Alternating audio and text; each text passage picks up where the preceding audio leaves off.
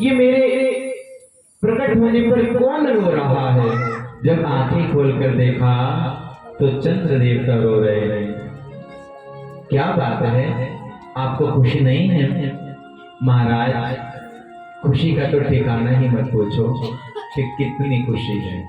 बस मैं भी यही चाहता हूं कि मैं भी आपके समक्ष आकर खुशी को मनाऊं। लेकिन ये जो सूर्य है ना, ये सूर्य, इसने अपने रथ को यहीं रोक दिया। 1 महीना हो गया, ये आगे बढ़ता ही नहीं है। अब आप बताइए, कितना सुंदर दर्शन, कितना आनंदमय। क्या करूं प्रभु मैं? आज भगवान राम कहते हैं, अच्छा बस इतनी सी बात है, मैं तुम्हें वचन देता हूं। त्रेता युग में आया हूं तो दिन के 12 बजे आया हूं। सूर्य को भी मेरी प्रतीक्षा करनी पड़ी, लेकिन जब मैं द्वापर में आऊंगा, जब चंद्रवंश में आऊंगा और जब तुम उदय होगे, तभी मेरा प्राकट्य होगा। मैं तुमको ये वचन देता हूं। और एक बात और भी कहता हूं कि मैंने त्रेता युग में जन्म लिया है, तो मैं अपना नाम तुम्हारे नाम से जोड़ूंगा। मेरा नाम होगा रामचंद्र होगा और द्वापर में कृष्णचंद्र होगा। अब तो गदगद हो गए कि प्रभु बड़ी कृपा की, बड़े दयालु हैं आप। अब बड़ा आनंद उत्सव हो रहा है अयोध्या नगरी में। दशरथ जी महाराज बड़े आनंदमय हो रहे हैं, बड़ा आनंद हो रहा है। अब जैसे जैसे बड़े होने के बाद में आप सब जानते हैं, नामकरण संस्कार बालकों का होता है। तो गुरु वशिष्ठ को बुलाया गया। गुरु वशिष्ठ जी को कहा गया, प्रभु आप हमारे चारों बालकों का नामकरण संस्कार करें। तो जैसे वशिष्ठ जी महाराज गुरुदेव आए हैं, सो सुख धाम राम अस नामा, अखिल लोकदायक विश्रामा। गुरु वशिष्ठ जी कह रहे हैं कि आपके पुत्र का नाम राम होगा, ये साक्षात सुख का भवन है, तो इसलिए इनका नाम राम होगा। बोलो रामचंद्र भगवान की। अब आगे विश्व भरण पोषण कर जाए, ताकर नाम भरत अस होए। जो पूरी दुनिया का भरण पोषण करेंगे, इनका नाम भरत होगा। बोलो भरत जी महाराज की। जाके सुमिरन तेरी पुनासा, नाम शत्रुघ्न वेद प्रकाशा। जो हमारे काम क्रोध मोह को सबको जलाकर भस्म कर देंगे, इनका नाम शत्रुघ्न होगा। आगे चलकर अब हमारे भैया एक और बचे हैं, बड़े राम जी के बड़े ही प्रेमी हैं। लक्ष्मण धाम राम प्रिय, सकल जगत आधार। अब यहाँ पर ये गुरु वशिष्ठ जी कहते हैं कि जी लक्ष्मण ये है, ये राम का बड़ा ही प्रेमी होगा, इसलिए और ये सबका बड़ा ही दुलारा होगा, इसका नाम लक्ष्मण होगा। बोलो लक्ष्मण जी महाराज की जय। अब नामकरण संस्कार हो गया। जैसे जैसे बालक 5 वर्ष से ऊपर होते हैं, प्रौढ़ अवस्था आती है, तो विद्या अध्ययन के लिए भेजा जाता है। तो दशरथ जी महाराज ने आज गुरुदेव के गुरुकुल में भेजा है। गुरु वशिष्ठ के विद्या अध्ययन करने के लिए चारों भैया गए हैं। गुरु ग्रह गए पढ़न रघुराई, अल्प काल विद्या सब पाई। के गुरु के गुरुकुल में जाकर विद्या अध्ययन की है और अल्प काल में सारी विद्या को ग्रहण कर लिया। अब गुरुदेव चाहें तो तार सकते हैं और गुरु चाहें तो डुबो भी सकते हैं। गुरु मिलने भी हमारे जीवन में ऐसे गुरु नहीं मिलते। जो गुरु भगवान की तस्वीर को हटाकर अपनी तस्वीर लगाते, वो गुरु नहीं हो सकते। जो भगवान से दूर कर दे, वो गुरु हो ही नहीं सकते। ये सत्यता है और आज का समय यही चल रहा है। पाखंड सबसे ज्यादा फैलता है। हम चाहते हैं कि चमत्कार हो जाए और नमस्कार भी हम तुरंत करने पर लग जाएंगे। ऐसा किसी को नमस्कार नहीं करेंगे। गुरुदेव से इतनी सुंदर शिक्षा को ग्रहण करके आए कि जब घर आए हैं तो क्या करते, राम जी चारों के चारों भैया प्रातः काल उठ के रघुनाथा, मात पिता गुरु नाम वही माथा। आपके कौन कौन बालक ऐसे हैं जो सुबह उठकर आपके चरण छूते हैं? हाथ खड़े करके बताएं जरा। 1 2 3 4 5 6 7। माता जी खड़ा कर दो। जबरदस्ती नहीं, मैंने देखा था इतना सा किया था, इतना भी कर दो। देखिए केवल 7 है। हम अपने बालकों को ऐसे शिक्षा नहीं देते। यशोर विद्या आयुर विद्या यशो बलम, आयु बढ़ती है, यश बढ़ता है, बलशाली बनते हैं, विद्या मिलती है और इतना आशीर्वाद मिल जाता है। फलो फूलो नाम, ये करो वो करो, जो भी आपको आशीर्वाद चाहिए अपने साक्षात माता पिता और गुरु से हमको प्राप्त हो जाता है। लेकिन हम अपने बालकों को ये शिक्षा नहीं देते। और अब तो जमाना ऐसा आ गया है, कुछ रीलें ऐसी भी आती हैं इंस्टाग्राम पे, वो कहते हैं अपनी पत्नी के चरण छूने चाहिए। उल्टी गंगा बातें हैं कि मैं तो उनको देवी समझकर चरण छूता हूँ। भाई देवी को तुम एक काम करो, मंदिर में ले जाओ, इनको मां ही बना लो। क्यों धर्म पत्नी कहते हो? फिर उल्टी गंगा बहा रहे हो कि मैं तो छूता हूँ। कोई छुए न छुए। इसलिए ऐसी शिक्षा को हमें प्राप्त नहीं करना चाहिए। ये सोशल मीडिया भी हमारे सनातन धर्म को बिल्कुल डुबोने पर लगा है। जो मन में आता है वो बोल देते हैं और हम भी उसको सत्य मान लेते हैं। और आप सब जानते हैं बड़ी सुंदर शिक्षा को ग्रहण किया तो राम जी महाराज ये क्या करते, कभी भी अकेले भोजन नहीं करते। आज के समय में अगर 4 परिवार है तो चारों के चारों अपने अपने कमरे में बैठकर भोजन करते हैं। अन्यथा जो पहले परिवार होता था सब साथ में बैठकर भोजन करते थे। और भगवान राम तो मर्यादा पुरुषोत्तम राम है। कुछ सीखना है और सिखाना है तो इनकी चरण पथ पे हमें चलना चाहिए। अनुज सखा संग भोजन करई, मात पिता आज्ञा अनुसरहि। कि जो भोजन भी करते थे अपने अनुज सखा के साथ में करते थे। ऐसा नहीं है कि राम जी तो अंदर बैठे सीता जी के साथ बढ़िया प्रसाद पा रहे हो। और आपको भी एक सत्यता बता दूं, आप सोचे कि पहले इनको खिला दो जो अच्छा भोजन है, हम बाद में कर लेंगे, जो बचेगा हम बाद में कर लेंगे। लेकिन जो हमारे मन का भ्रम है ना, सब चीज की दवाई बनी है, लेकिन जो ये मन का भ्रम है इसकी कोई दवाई नहीं बनी है। ये भ्रम कभी नहीं हटता हमारे।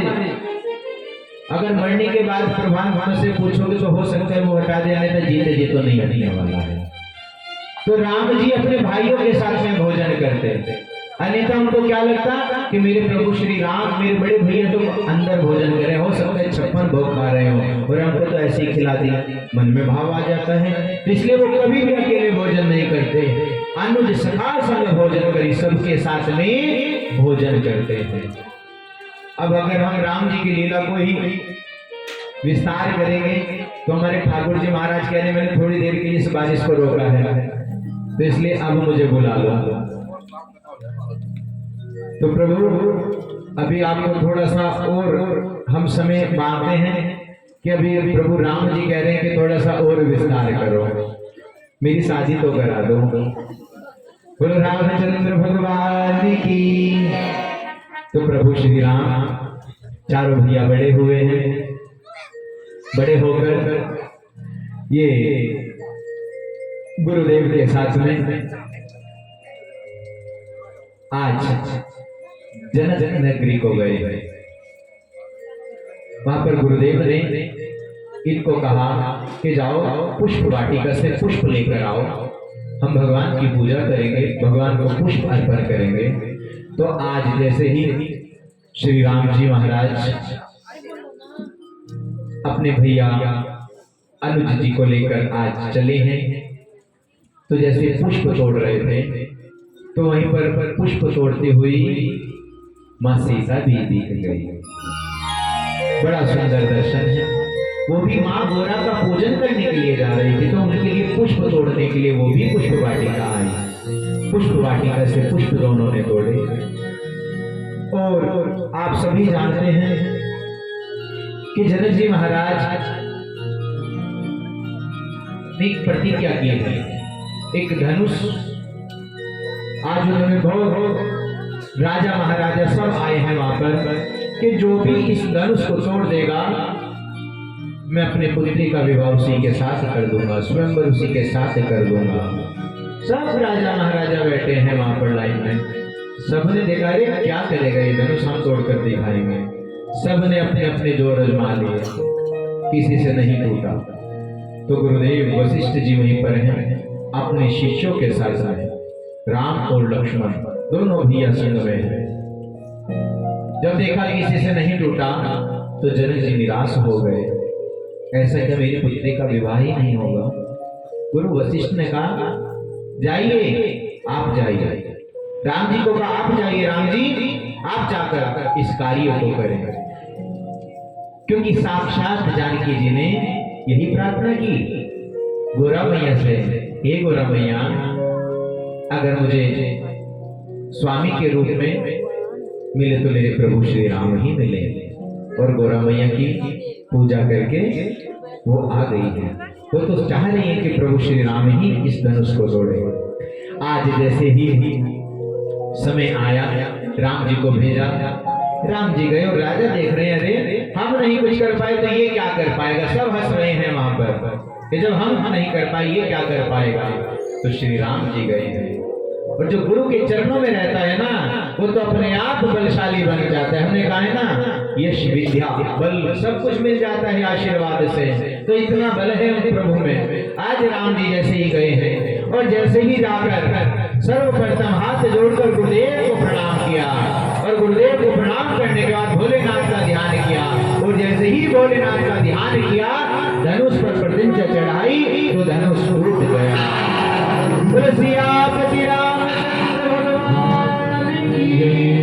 बिजली कड़कड़ाने लगी, बहुत जोर से वर्षा होने लगी, सब कहने लगी क्या हो रहा है क्या हो रहा है। देखा अरे राम जी ने प्रतिज्ञा चढ़ाई धनुष को तोड़ दिया है। आज भी वही हुआ है, केवल बिजली नहीं कड़कड़ाई अन्यथा बारिश आज यहाँ पर भी आए हैं साक्षात।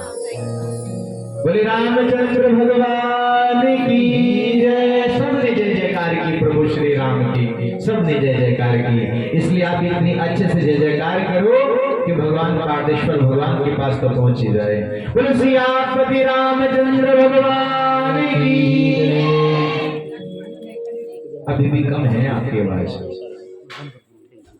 या आप कुछ खाते नहीं है। आज तो एकादशी में नहीं आते, द्वादशी है, व्रत तो खोल लिया होगा आपने।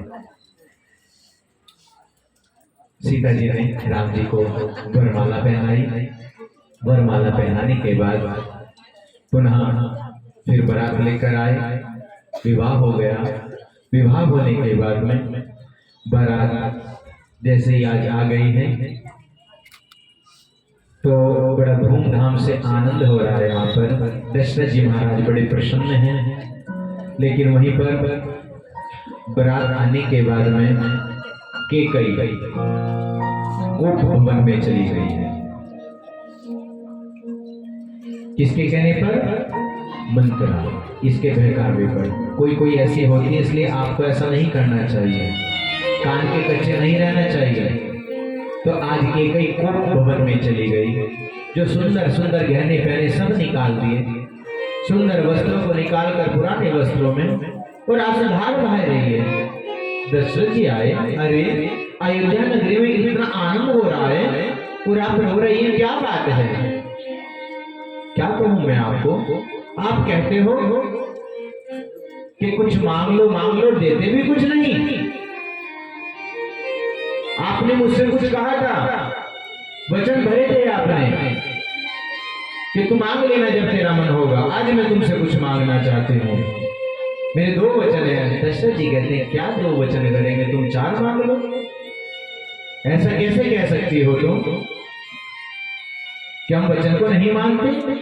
रघुकुल रीत सदा चली आई, प्राण जाए पर वचन न जाए। लेकिन जो वचन दिया है उसको हम करके ही मानेंगे। बताओ क्या मानना चाहते हो तुम? अब क्या आप सब जानते हैं क्या माना गया है? तापस वेश विशेष उद्देश्य 14 वर्ष राम वनवास। कि आप अगर कुछ चाहते हैं, मैं केवल यही मांगना चाहती हूँ आपसे कि आप 14 वर्ष राम का वनवास के लिए भेज दो और भरत जी का राज्य तिलक कर दो। अब तो दशरथ जी भी आज थोड़े से परेशान हुए। परेशान होकर जैसे आए हैं तो राम जी ने कहा, पिताश्री आप इतने परेशान क्यों हैं, क्या बात है? कुछ नहीं। अरे नहीं नहीं, आप बताइए। क्या बताऊं कि तेरी मां ने ऐसा कहा है कि 14 वर्ष के लिए तुझे वनवास में भेज दूं। मैं तो सोच रहा था कल तेरा राज्य अभिषेक होगा और मैंने वचन दिए थे, तो आज वचन को पूर्ण करना है। अरे पिताश्री आप क्यों परेशान होते हैं? मैं वनवास के लिए चला जाऊंगा, आप परेशान मत हो। तो क्या आज के समय में ऐसे पुत्र हैं कि मेरा भी हिस्सा है इस मकान में? कैसे कह रही हो तुम कि तू जा, निकल कर यहाँ से चला जा? ये कलयुग की संतान है। और त्रेता युग की कहती है, रे पिताश्री आप कैसी बात करते हो? आपके वचन हमारे सिर माथे हैं। आप ये तो छोटी सी बात है, हम जाएंगे वनवास के लिए।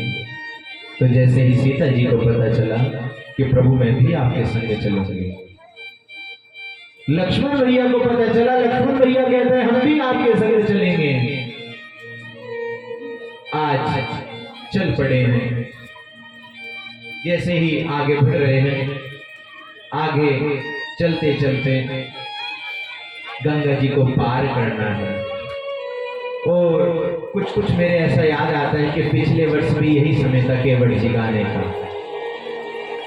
पिछले वर्ष भी केवट जी राम जी को बड़ी प्रतीक्षा करा रहे थे कि मैं आपको ऐसे पार नहीं ले जाने दूंगा। राम जी कहते हैं केवट भैया आप हमें उस पार ले जाओ। कि प्रभु मैं पार आपको नहीं लेकर जाऊंगा। अरे क्यों नहीं लेकर जाओगे प्रभु?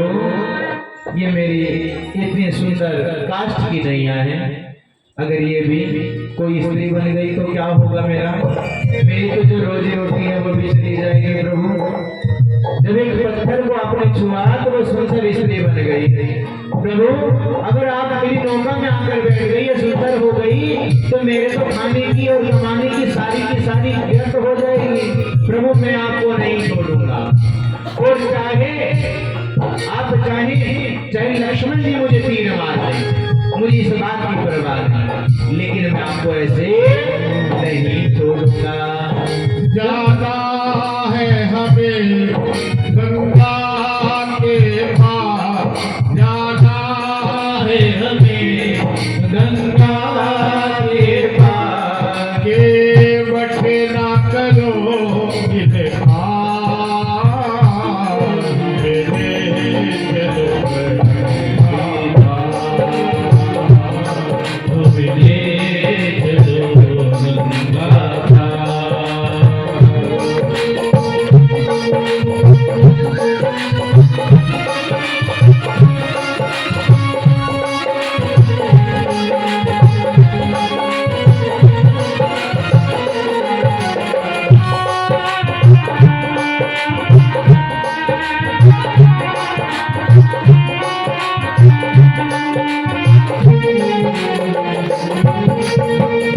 दशरथ के हम राजे दुलारे, दशरथ के हम राजे दुलारे। कौशल्या की आंखें के तारे, कौशल्या की आंखें के तारे। आए हैं जो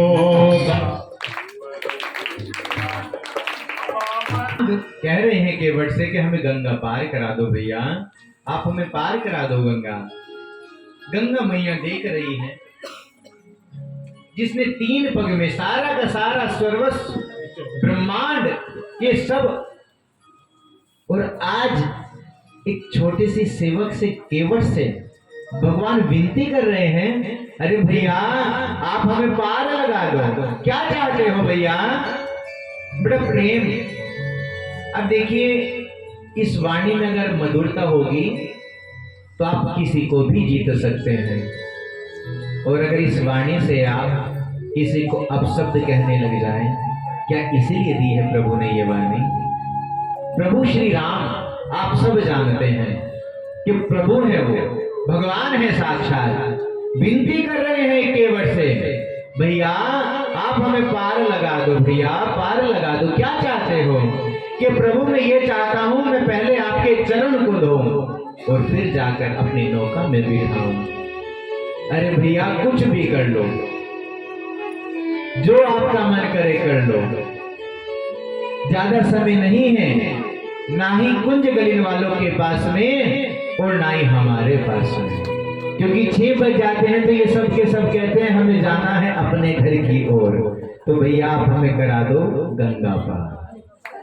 तो केवट जी बड़े सुंदरता कि प्रभु आप विनती करते हैं तो ठीक है, गंगा जल को लेकर आए, भगवान के चरणों को धोया, और जैसे ही भगवान के चरणों को धोकर आइए प्रभु, गंगा जी नौका खड़ी है, आप यहाँ पर विराजमान हो, तो आज नौका में बिठाया, उन्होंने वहां पर पार कराई है। तो सीता माता ने उनको अपनी मुद्रिका देने लगी कि लो भैया हमारे पास और तो कुछ भी नहीं है, हमारे पास ये है, आप ये ले लो। हाथ जोड़कर केवट जी प्रणाम करते हैं, मैया इसका क्या करूंगा मैं मुद्रिका का? देना ही चाहते हैं तो बस आशीर्वाद दो, क्यों आप ही के चरणों में संध्या वंदन करते रहे, आप ही का ध्यान करते रहे। तो वहां पर आशीर्वाद देकर केवट जी इधर आ गए हैं। आगे श्री राम लक्ष्मण जी सीता जी के साथ में विश्वामित्र जी के आश्रम में गए। फिर आप सब जानते हैं वनवास में सीता जी का हरण हो गया। हनुमान जी महाराज लंका में गए, सीता जी की खोज की, लंका में आग लगा दी। फिर आकर प्रभु राम को बताया, राम से तो कुल का निर्माण किया गया, और आप सब जानते हैं आज भी वहां का पत्थर बड़ा ही प्रसिद्ध है, उन सब पर राम राम लिखा है। वो कभी डूबते नहीं, तैरते रहते हैं कि प्रभु मेरे राम का है। हनुमान जी महाराज भी एक बहुत बड़े पत्थर को लेने के लिए गए थे, लेकिन जब देखा कि राम सेतु का निर्माण हो चुका है तो भगवान राम ने कह दिया अब कोई पत्थर ना लाए। तो जो हनुमान जी महाराज इतने बड़े पत्थर को लेकर आ रहे थे, उसने कहा प्रभु मुझसे क्या गलती हो गई, आप मुझकर क्यों नहीं लेकर जाते कि प्रभु श्री राम के चरण मेरे शीश पर आ जाएंगे, मेरा उद्धार हो जाएगा। तो हनुमान जी महाराज ने राम जी को कहा प्रभु ये ऐसा बोल रहा है कि इसको कह दो कि इस युग में तुम में यहाँ पर पत्थर पूर्ण हो चुके हैं, लेकिन द्वापर में मैं इसको अपनी कन्नी उंगली पर धारण करूंगा, यही गिरिराज कहलाएगा। बोलो रामचंद्र भगवान की। तो आज यहाँ पर विजय प्राप्त की, विजय प्राप्त करने के बाद अयोध्या नगरी आए, वहां पर आने के बाद अभिषेक हुआ। आइए अब एक श्लोक में राम कथा को विश्राम देते हुए आगे कृष्ण जन्म की ओर चलेंगे।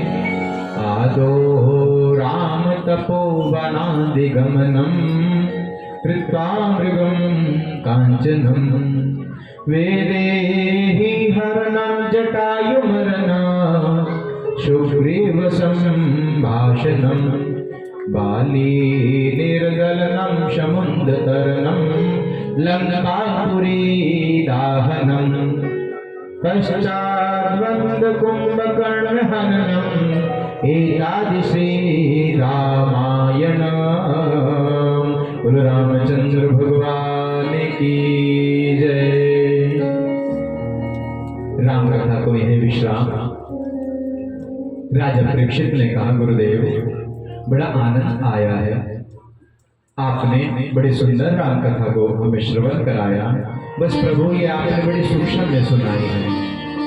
कोई बात नहीं प्रभु,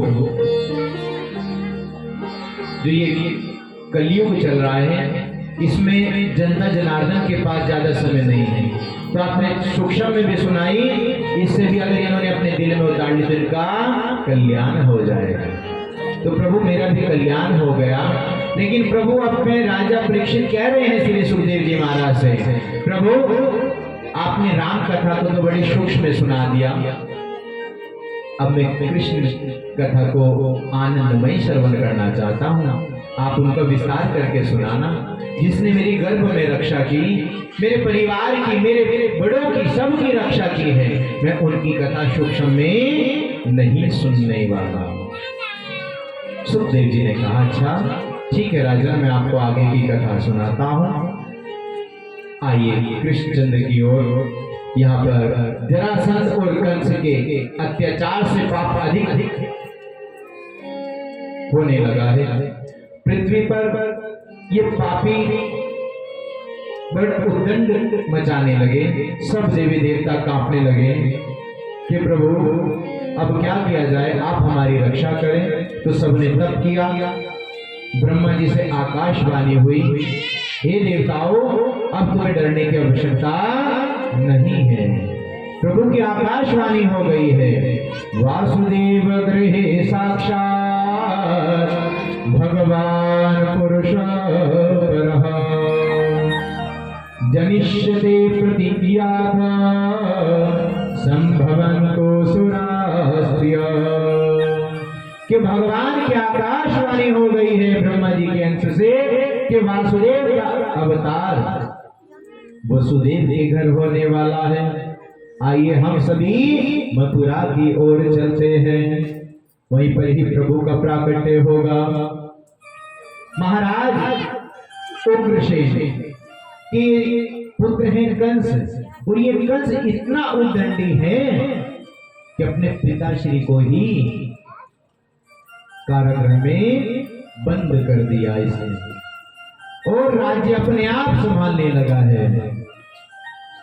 जैसे ही राज्य अपने आप संभालने लगा, इतना उद्दंडी कि सब देवी देवता सोचते कि कितना दुराचारी है। आज इसके मन में दया आई, भैया थोड़ी सी आवाज बढ़ा। तो आज जब समय आया तो आज कंस ने सोचा कि सब के सब मुझे दुराचारी ही कहते हैं, क्यों ना कुछ दयालु वाला कार्य किया जाए। तो चाचा देवक की पुत्री देवकी यौवन हो रही है, उन्होंने सोचा बोलो बाकी बिहारी लाल की जय। प्रभु मेरी इतनी अच्छी वाणी नहीं है। जो पुत्री है देवकी, और उसने सोचा कि अब इनका विवाह करा दिया जाए। आज वासुदेव जी से इनका विवाह पक्का कर दिया गया।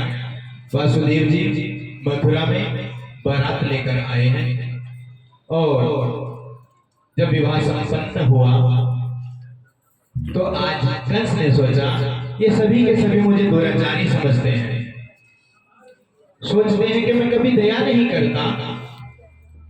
आज थोड़ा सा ऐसा रूप बना लूं कि मैं भी बड़ी दया करता हूं। जब विदाई का समय आया तो विदाई के समय आंसू बहाने लगा। कहते हैं कि नहीं, अपनी बहन के रथ को तो मैं ही लेकर जाऊंगा। सबसे सब सोच रहे हैं सैनिक इत्यादि, अरे हम तो सोचते थे ये दुराचारी है, ये पापी है, ये तो दयालु भी है, लेकिन देवता सारे के सारे कांप रहे हैं। अरे प्रभु ये क्या हो रहा है? प्रभु ने कहा तुम शांत रहो, तुम चिंता चिंता मत करो, अभी देख लेना सच्चाई सामने आ जाएगी। ये जितना बड़ा दयालु हो रहा है तुम्हारे सामने, अभी सच्चाई तुम्हारे सामने आ जाएगी। प्रभु ने आकाशवाणी कर दी, हे कंस, जिस बहन को तू आज इतनी खुशी से विदाई कर रहा है, उसी का 8वां गर्भ तेरा काल होगा, तेरा काल होगा, तेरा काल होगा। अब जैसे आकाशवाणी को सुना, अब तो सारा का सारा मोह प्रेम सब यहीं के यहीं त्याग दिया, अपनी तलवार को निकाला और अपनी बहन को नीचे उतारा, रथ से बाल पकड़कर नीचे झटके से नीचे उतारा और जैसे तलवार चलाने लगे तो वासुदेव जी ने कहा, आप ये क्या कर रहे हैं? आपने इतना सुंदर कार्य किया है और आप अब इनका वध करने के लिए चले हैं। आप इनका वध नहीं कर सकते? क्यों नहीं कर सकता? मैं सब कुछ कर सकता हूँ कि नहीं, ये आपकी बहन पहले थी, अब नहीं है ये आपकी बहन। आपकी बहन से पहले ये मेरी पत्नी है, धर्म पत्नी है ये मेरी, और इनकी रक्षा करना मेरा कर्तव्य है। किस बात से तुम घबराते हो? क्या बात है? कंस ने कहा, तुम्हें नहीं सुनाई दी? आकाशवाणी हुई है कि 8वां गर्भ मेरा काल होगा, बस इतनी सी बात है। वसुदेव जी है दयालु, तो इन्होंने कहा कोई बात नहीं, इतनी सी बात है, जो भी बालक होगा हम आपको दे देंगे। अच्छा, सब बालक दे दोगे तुम? कि हाँ, मैं आपको दे दूंगा। कंस ने सोचा अभी भी कुछ दाल में काला है, ऐसे भी बात नहीं बनने वाली, कि ठीक है एक शर्त से छोड़ूंगा मैं इसको। एक भगवान की अब चलिए, अब कंस ने कहा अब आपको भी हमारी एक बात माननी होगी, मैं इनको छोड़ दूंगा, लेकिन आपको हमारे यहाँ बंदी गृह में रहना होगा। कोई बात नहीं, आपको जैसा अच्छा लगे। आज बंदी गृह में डाल दिया गया। आज देवकी गर्भवती हुई, प्रथम बालक हुआ। प्रथम बालक जैसे ही हुआ तो कंस को ले जाकर दे दिया कि लो प्रभु, आप ये लो। कंस ने देखा, अच्छा ये बालक आ गया है, तो मन में भाव आया कि मुझे पहले बालक से तो कोई भी दिक्कत परेशानी नहीं है, वो तो 8वां बालक है। तो जैसे ही वापस करने के लिए सोचा तो नारद जी की आकाशवाणी हो गई, अरे कंस ये क्या कर रहे हो? ये नारायण छलिया है, ये किसी के साथ भी छल कर देते हैं। 8वां कहा है, 1 2 3 4 5 6 7 8, और अगर तुम इसकी उल्टी गिनती करोगे क्या पता ये पहला ही काल हो तुम्हारा। अब तो भ्रमित हो गया, तुरंत उस बालक को लिया और एक शिला पर पटक दिया। ऐसे करते करते 6 बालक देवकी के भगवान जाते, कंस को दे देते और कंस सबको मार देता।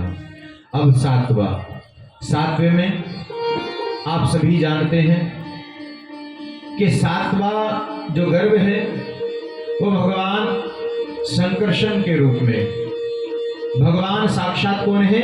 बलराम जी। उन्होंने कहा कि आप योग माया को कहा कि आप यहां पर ऐसा करना कि आप जो मेरा रूप है, मैं अभी अवतार लेने वाला हूं और आप योग माया बनकर आएंगे, और तब इसको कंस को आप ही सब कुछ बताना। इन्होंने कहा ठीक है प्रभु, जैसा आप चाहते हैं ऐसा ही होगा। अब यहां पर कहा जाता है 7वें ग्रह में संकर्षण भगवान साक्षात अवतरण हुए हैं। रोहिणी के गर्भ में पहुंचा दो और यशोदा की जो पुत्री है वो आप वहीं पर बन के रहना। बाबा मेरे आएंगे, पुत्री को उठाकर ले जाएंगे और मुझको वहां पर लिटा देंगे। अब जब 7वां गर्भ की बात आई, कहने लगे वो तो क्षीण हो गया। कंस ने कहा चलो अच्छा हुआ मैं पाप करने से तो बचा। अब 6 पाप कर दिए तब पाप नहीं दिखा, 7वें में बताते हैं कि चलो अच्छा हुआ पाप करने से तुम्हें बच गया। अब 8वें में आप सभी जानते हैं भगवान साक्षात नारायण का रूप है, और भगवान नारायण जब 8वां गर्भ धारण हुआ तो देवकी को इतना तेज आ गया, इतना तेज हो गया कि जो अंधकार में रखा हुआ था वहां पर भी उजाला हो गया। इतना सुंदर रूप। अब यहाँ पर भगवान साक्षात प्रकट होने वाले हैं। रात्रि का समय है, मध्य रात्रि 12 बजे। आप सभी जानते हैं प्रभु का प्राकट्य हुआ है रात्रि 12 बजे में। रोहिणी नक्षत्र है, दिन बुधवार है, अष्टमी तिथि है, तो आज भगवान साक्षात वहां पर प्रकट हुए हैं। और प्रकट भी कैसे हुए हैं? चतुर्भुजी नारायण भगवान। बोलो नारायण भगवान की। आप सब जानते हैं बालक तो सूक्ष्म सा होता है, छोटा सा बालक होता है। देखा वसुदेव जी ने देखा रे ये तो 4 हाथ वाले वस्त्र पहनकर आए हैं, सुंदर सुंदर वैजंती मालाएं पहनकर आए हैं। देवकी कहने लगी ये बालक कहां से लगते हैं? ये तो भगवान है। कहने लगे नहीं नहीं मैं ही आपका बालक हूं, कि मैं नहीं मानती आपको ऐसे। तो जब देखा वसुदेव जी कहने लगे अरे नहीं नहीं ये तो भगवान साक्षात नारायण है। हाथ जोड़कर उनकी प्रार्थना की है। सत्यम सत्यव्रतम सत्यपरम च सत्यम सत्यस्य योनि निहितम च सत्यम सत्यस्य सत्यव्रत सत्यनेत्रम सत्यात्मकम त्वां शरणं प्रपन्ना। के साक्षात ये भगवान नारायण हैं। तो उन्होंने कहा कि प्रभु अगर कोई आपको देखेगा तो कोई कहेगा ये बालक है, कि प्रभु सबसे पहले तो आप ये 2 हाथ कम कर लो, कि जो आज्ञा माता 2 हाथ कम कर लिए, और आप जो इतने बड़े रूप में आए हैं, कमल जैसे आपके नेत्र चमक रहे हैं, आप छोटे से रूप में आ जाओ। और कोई वस्त्र भी पहनकर आता है प्रभु, आप इन वस्त्रों को भी, कि जो आज्ञा माता श्री। अब आज वहां पर नंद जी का आनंद हो रहा है, नंद उत्सव। आप सभी जानते हैं यहाँ पर रात्रि 12 बजे भगवान कृष्ण का प्राकट्य हुआ है। बोलो बाल कृष्ण भगवान की जय। बड़े ही सूक्ष्म सी आवाज में बोलना है, कहीं कंस मामा ना सुन ले। ये बात का तो आपको विशेष, आप तो वैसे भी पूरा दिन डर कर रहते हो, उनसे जयकारा भी अच्छे से नहीं लगाते। अब आपको अवसर भी मिल गया, बहुत हल्के से जयकारा लगाए आप।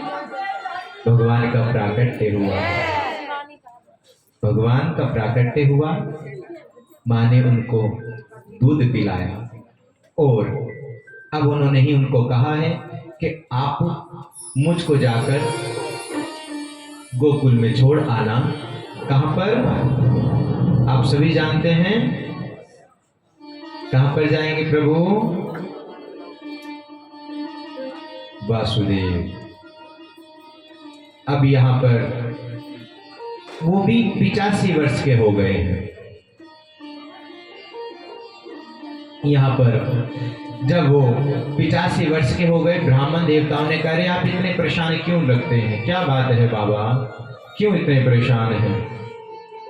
वासुदेव जी ने कहा प्रभु कोई संतान नहीं भाई, कि आप हमें अच्छे अच्छे मालपुरी खिलाओ, अच्छी रबड़ी खिलाओ तुम हमको, हम तुम्हारे नाम का भजन करेंगे। ब्रिज में बड़ी सुंदर भाषा है, हम तो बोल भी नहीं पाते, इतनी सुंदर भाषा है। तुम हमको सुंदर अच्छी अच्छी रबड़ी खिलाओ। अरे तुम रबड़ी की बात करो तो 10 लाख गैया हैं, हम तुमको 24 घंटे उठने भी ना दें, आप बस ऐसा भजन करो। बड़ा सुंदर स्वस्ति वाचन किया गया ब्राह्मणों के द्वारा, और ब्राह्मणों का जो आशीर्वाद होता है कभी भी खाली नहीं जाता, फलीभूत होता है। तो आज वो समय आ गया कि यशोदा भी गर्भवती, और बाबा क्या कह रहे हैं? बस माला हाथ में है, राम का भजन भूल गए हैं। अभी तो हो नहीं, अभी कुछ पता नहीं, अभी तो हो नहीं, अभी कुछ पता नहीं। उनकी बहन है नंदा और सुनंदा, वो भी आ गई हैं। और जब उनको पता चलता है ना, आप सबको भी पता है कि जब ये बालक इत्यादि होते हैं तो बहनें सबसे पहले आती हैं, खुशी सबसे ज्यादा होती है उनको। नंदा सुनंदा भी आ गई है वहां पर कि हमारे भैया के यहाँ पर लल्ला भरेगा, और हम तो अब जी भर कर मांगेंगे इनसे। वहां पर मांगने की भी बात है, मांगा भी जाता है। अब वो समय आ गया है, भादो का महीना, कृष्ण पक्ष अष्टमी तिथि, आप सभी जानते हैं। अब वहां पर वसुदेव जी सूप में बिठाकर भगवान कृष्ण को जैसे ही लेकर चलने वाले हैं, तो जितनी हथकड़ियां लगी हैं सब खुल गई, जो द्वार पर ताले लगे सब खुल गए, जितने सैनिक सो रहे हैं सब के सब वहां पर योग माया के द्वारा जितने भी सैनिक हैं सब सो गए हैं। योग माया का ऐसा प्रभाव हुआ कि किसी को कुछ भी नहीं पता चला। अब सूप में बिठाकर जैसे ही आज चल पड़े हैं बाबा, और अब जैसे यमुना जी में पैर रखा तो यमुना मैया सोचती है अरे मेरे प्रभु आ रहे हैं। साक्षात सर्प देवता एक छत्र के समान कि कहीं प्रभु को बारिश की धीमी धीमी बूंदें पड़ रही है, जैसे आज पड़ रही थी, धीमी धीमी बूंदें पड़ रही हैं, और यमुना मैया चाहती हैं कि मैं अपने नारायण के चरण धो लूं, अपने बालक की इसके कृष्ण के चरण धो लूं। तो जैसे ही समय आया कि इनके चरण धो लूं मैं, तो देखा भगवान सोचने लगे अगर ये यहाँ तक आएंगे तो बाबा डर जाएंगे, क्योंकि मैं तो इनके सिर पर हूँ। तो प्रभु ने अपना पैर ही आगे बढ़ा लिया कि लो जमुना मैया, इतना परीक्षा मत लो मेरे बाबा की, लो आप चरण धोना चाहती हो तो यहाँ तक पानी आ गया था। तो जैसे ही चरणों को धोया तो जमुना मैया धीरे धीरे धीरे शांत हो गई, और अब बाबा चल पड़े हैं। अब जैसे ही बाबा गए हैं, आज वहां पर प्रभु को लिटा दिया और योग माया को ले आए हैं। योग माया को लेकर आ गए हैं। जैसे योग माया को लेकर आए तो जैसे ही सब सैनिक सोए हुए थे सब के सब जाग गए, और वहां पर जैसे हथकड़ी लगी थी सब हथकड़ी दोबारा से लग गई है। उन्होंने कहा हो गया कि लो भैया ये पुत्री हुई है, लेकर कर दे दो। कंस को बुला कर लाया गया, लो भैया ये 8वां। अरे भगवान ने मुझसे छल किया है, कहा था कि जो 8वां गर्भ होगा तेरा काल होगा, और ये तो पुत्री हुई है। कोई बात नहीं, पुत्र हो या पुत्री क्या पता यही काली बनकर आ गई हो। तो जैसे ही हाथ में लिया और हाथ में लेकर जैसे ही शिला पर पटकने वाला था तो योग माया तो उड़कर चली गई। अरे कंस तू क्या करता है, तू सोचता है तुझको मारकर तो जी जाएगा, तुझको मारने वाला तो आ गया है। तो अब तो कंस के होश उड़ गए। अच्छा कहां आ गया है? अब योग माया को भगवान ने साक्षात आशीर्वाद दिया था कि तुम ही आदि आदि देवियों के रूप में जानी जाओगी, और भगवती हर 6 महीने में जो श्राद्ध नवरात्रे आएंगे उसमें आपकी पूजा होगी। आइए अब हम भी उत्सव की ओर चलें। अब वहां पर बाबा क्या सोच रहे हैं? बाबा ऐसा सोच रहे हैं कि अभी तो हुआ नहीं, अभी कुछ पतो नहीं, अभी हुआ नहीं, बस यही माला जप रहे हैं, अभी हुआ नहीं, अभी कुछ पतो नहीं। अब जैसे ही नंदा पहुंची और नंदा ने देखा रे यशोदा के पास लल्ला खेल रहा है। अरे मैया ये भाभी आपको नहीं पता है क्या कर रहे हो? जय गोकुल बाल कृष्ण भगवान की। अब जैसे ही आज भगवान का प्राकट्य हुआ तो भगवान का प्राकट्य होके नंदन ने अपने भैया को कहा भैया आपको कुछ खबर भी है या नहीं है? क्या सोते ही रहोगे तुम? क्या सोते ही रहोगे तुम भैया? अरे क्या हुआ भैया? हो गए अब आपको डरने की आवश्यकता नहीं है, अब आप गोकुल में हैं तो जोर से जयकारा लगाकर आनंदमय बधाई गाएंगे। बोलो नंदगर आनंद भयो, नंदगर आनंद भयो, हाथी घोड़ा पाल की, हाथी घोड़ा पाल की।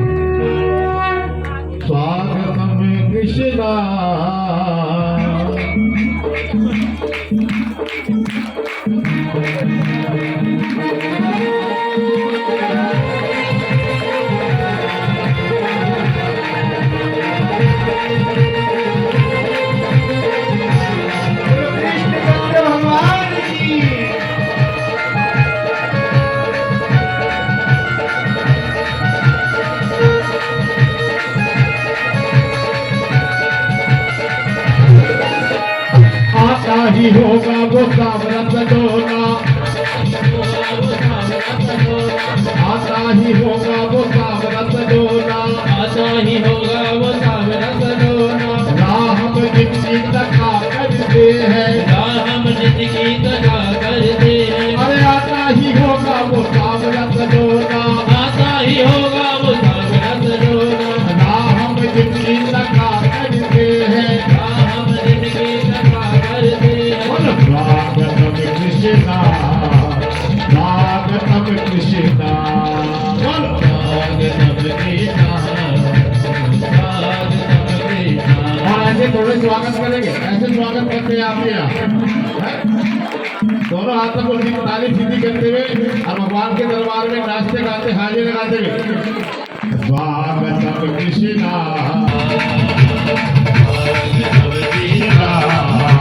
स्वागतम कृष्णा।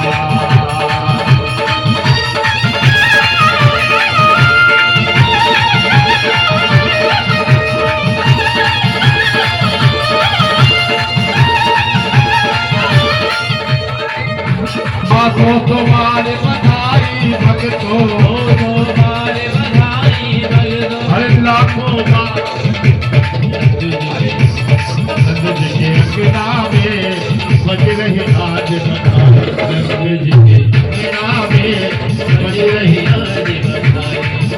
अरे तुम्हारे बधाई भक्तों, तुम्हारे बधाई रे भगतो। अरे लाखों बार बधाई, नंद जी के अंगना में बज रही आज बधाई, नंद जी के